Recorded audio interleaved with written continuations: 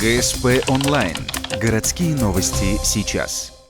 Пятница, 13:00. Универсальный спортивный комплекс. Городское первенство по футзалу. Оно проходит в рамках общероссийского проекта «Мини-футбол в школу». Возраст участников от 9 до 17 лет. Для некоторых футболистов это не просто турнир, а подготовка к более важным соревнованиям.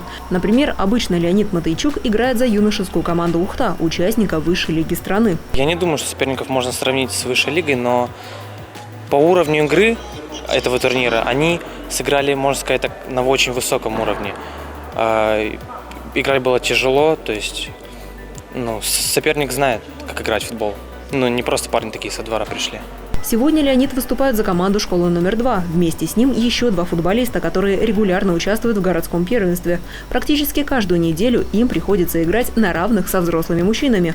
Опыт противостоит скорости, но сегодня привычного преимущества нет. Соперник – команда УТЛ.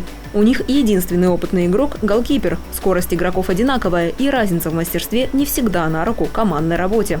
Да, довольно сложно. То есть играешь, например, у тебя в игре только 2 игрока, которые знают, как играть, а остальным, получается так, что ты их отправляешь куда-то, чтобы играть вдвоем. Просто то, что вот как раз играю помимо этого в высшей лиге, недооцениваешь, и поэтому получается так, что и игра идет не на 100%. Недооцениваешь игроков и расслабляешься перед игрой, уже выходишь победителем, и поэтому приходится нагонять все по игре. Так и получилась финальная встреча. В первом тайме счет открыл УТЛ 1-0. Во второй половине матча сопернику удалось реабилитироваться. Ворота защищали любой ценой. За один из таких элементов Дмитрия Соболева наказали желтой карточкой. Кроме того, Леонид Матейчук забил хит-трик. Со счетом 3-1 победу одержала школа номер 2. После награждения победителей. О том, сколько всего команд участвовало, пока никто не говорит.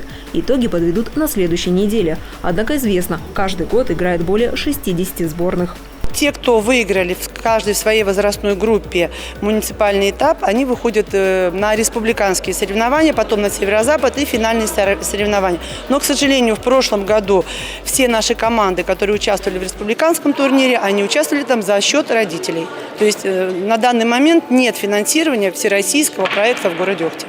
Изменится ли что-то, пока не ясно. Республиканский этап запланирован на декабрь месяц. Ухту должны представлять 8 команд. 4 возраста среди девочек и отдельно среди юношей. Эти школы номер 2, 5, 10, 21 и ГИА.